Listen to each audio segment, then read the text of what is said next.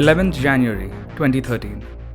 The teaser trailer for Cyberpunk 2077 is shown to an audience, indicating that development on this massively ambitious project had begun and conceptualization was underway. 2013 to 2018 then followed 5 years of radio silence on Cyberpunk. While the developer pumped out content for The Witcher 3, we didn't get any news of this ambitious sci-fi RPG. 2015 to 2016, allegations of crunch and the infamous Glassdoor review situation brought to light major work culture discrepancies among the employees and the higher-ups at CDPR. June 2018. An official trailer is shown to an audience at E3 2018, and a behind closed doors preview of gameplay is shown to reviewers and critics. 10th June 2019. Another trailer is revealed at E3 2019, presented by a famous Hollywood actor, none other than Keanu Reeves himself. You're breathtaking! This time, the trailer promises a release date of 16th April 2020. 22nd November 2019. The Cyberpunk 2077 Twitter handle interacts with Elon Musk's tweet regarding the launch of Tesla Motors' Cybertruck automobile. This prompts speculation that the game would feature the automobile as a playable vehicle. January 2020. CD Projekt Red, the publisher, announces a delay in the release of Cyberpunk 2077 to September 2020. June 2020. A second delay in the release date announced, with the game now set to release on 19th of November 2020, 8 months after the release date promised by the game's trailer showcased at E3 2019. 18th June 2020. It's announced that preview builds of the game have been sent to critics to provide an early insight into the quality of the game for customers, leading to the speculation that critics have been partnered with to provide favorable reviews of the game. Though this was then proved false, something along the lines of this will come to light later. 1st July 2020. Developers announced that the wall running feature showcased in the trailers will not be implemented in the final product owing to problems during development. 27th October 2020. Developers push the game further for another 21 days and delay it for release to December 10th. Developers make light of crunch and allegations towards crunch by joking about and deleting tweets on Twitter that were related to crunch and the delays. 7th or 8th December 2020, depending on your region. Just 2 days before official release, CDPR enforces strict NDA rules and regulations to reviewers under embargo, thus sending out only PC review codes, barring anyone from reviewing their game on consoles. Additionally, allowing only B-roll footage provided by themselves, thus hiding the true nature of the game from early reviews in a move to boost sales. 10th December 2020. PS4 and Xbox One copies of the game are fundamentally broken with performance issues and constant bugs, which also appear on PC. Except that here, the performance on what are now the last-gen consoles is incoherent and game-breaking. The game on last-gen hardware is just unplayable. 12th December 2020. At the time of writing this, no official optimized or ported versions exist for PS5 or Xbox Series X and Xbox Series S. Patch 1.04 has been released and fixes minor issues on PS4 and Xbox One, but still maintains the game in a fundamentally broken and unplayable state. These are the events that led to the disaster that is Cyberpunk 2077.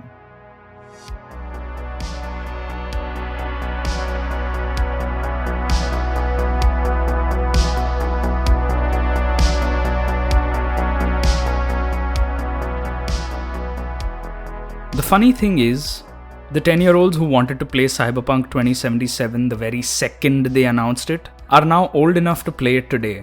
This game has been in development for 8 years, and yet it plays and feels like a game that's been in development for just 2 of those 8 years. I've seen games that took less than 8 years and no crunch to have become resounding successes. So there really isn't an excuse for CDPR to not deliver at this point in time. Yes, I will stand by the fact that it's been in development for 8 years, since the trailer we saw back in 2013 would have required a lot of conceptualization and world building in itself to provide the atmosphere that was oh so enticing to the gaming community. The concept work and identity that was given to the game in the first trailer had to have taken about 8 months to a year at the very least, since, let's be honest, that trailer looked insane. And since it was revealed in 2012, it's perfectly alright to believe that the game was being developed alongside The Witcher 3. Is this ambitious? Yes, more than just. While The Witcher 3 had its own set of ups and downs in development, it still stands to be one of the best games of the last generation, despite my minor complaints against it. But today we're not talking about The Witcher 3. We're talking about Cyberpunk 2077. A game that's been overmarketed, overhyped, and has unfortunately piggybacked off the success of The Witcher 3. With all the talk of taking down the ruthless corporate bastards who sit in their ivory towers, we now have a developer doing exactly what the bad guys in their game would do. With their unending marketing and nearly false advertising, they've turned into the very monsters they pit us against in their game. Let's get real for a moment. CDPR have pulled a veil of deceit over our eyes and lied about almost everything that we wish to see. While no current generation versions of the game exist, the game had ample time to be cooked through for last gen consoles, but came out of the oven half-baked and cold. Everyone running the game on current gen consoles, i.e. the PS5 and Xbox Series X, has the same game that is present on PS4 and Xbox One, because it isn't even optimized yet. A game that was announced at the close of the PS3 and Xbox 360 era promised to work on what was at the time next-gen hardware. This is a classic tale of cocky overconfidence, and I think if there was any other developer worth their salt who committed this level of malpractice, we all know how the gaming community would react. Just look at Naughty Dog's latest title, The Last of Us Part 2. Any other developer would have been scalded with criticism, boycotting, and thrown Twitter in a rage about how their game didn't deliver on a promise. My concerns are related to their promises as much as they are related to the development process and power-hungry, prodigal, and bashful sense of marketing. So let's address this through the game, shall we? Here's what the game does well. World building, world design, characters, character design, voice acting, quest design, and writing. But that's about it. When it comes to world building, CDPR has never failed to produce a world that is deftly designed and visually stunning. But its characters are very interesting, uniquely defined, well written, and their voice acting is stunning and phenomenal. The writing can get cringy for the main protagonist V, but you win some, you lose some. It realizes this amazing, nuanced open world like we've probably never seen before, but the experience is held back by its performance on consoles. Consoles this game should ideally run on. On the surface, the worst parts of its design are the map and UI. They're very cluttered, very overbearing, visually and thoroughly confusing. Much like The Witcher 3 at release, the UI really doesn't help make the game very accessible. Console performance on the PS4 and Xbox One is atrocious, and that's an understatement. I have been playing this on the base version of the PS4 and it is a shit show. The moment I start shooting, there's a crash. Buttons don't respond, the game freezes, there's a crash. I'm trying to save my game, the game freezes, and there's a crash. I'm speaking to an NPC, I'm halfway through a mission, I haven't saved the game, and guess what? The game chooses to crash. Graphical glitches are aplenty, quest-breaking bugs and button prompts popping up at random times, UI not loading on time, the car not working properly, graphical glitches again, and so many more issues. As I said earlier, this game is nearly unplayable. Gameplay-wise, it's nothing great. The shooting is average at best, hacking is interesting but feels surfacial in design. The RPG mechanics feel like something that's so tacked on, it's just meant to prove to the player that they're progressing. I would say that the visuals are great, but that's because I watched a friend stream it on their RTX 2070, and I've got to say, the game looks impeccable when it isn't glitching out. And while all these issues still plague the game, I am sure that there are CDPR stans out there kneeling with their begging bowls like those crazy folks on the streets, assuming that some magical 100 gig patch will fix their game. Let me remind you that these were the same hopes people had from the Avengers. Nothing can fix that game. Nothing can fix a game that is fundamentally broken at its very foundations. Alright, politics. This is the part where most people leave or dislike the video, but I'll try to keep it short. CDPR has a history of crunch and making light of the work that developers do. But it's 2020, let's all be a little progressive and inclusive, yeah? Not because it's 2020, but because it's the right fucking thing to do. I personally feel like this is a very important thing to talk about. Now, I'm no accessibility expert, but based on the options I see and the accessibility settings the game presents, it is lacking in magnitudes. A flashing lights warning that has been added to the game very, very late, along with a patch. Control text and audio options that lack in terms of accessibility are now alienating a massive player base who would otherwise want to enjoy the game. In the age we live in where games take years to make, this kind of foresight is absolutely necessary by the developers. Accessibility and accessibility settings are a must in today's day and age. Coming to the next point. Transphobia and belittling of trans people is a matter that has come to light very recently, and this was brought to my attention by a very close friend.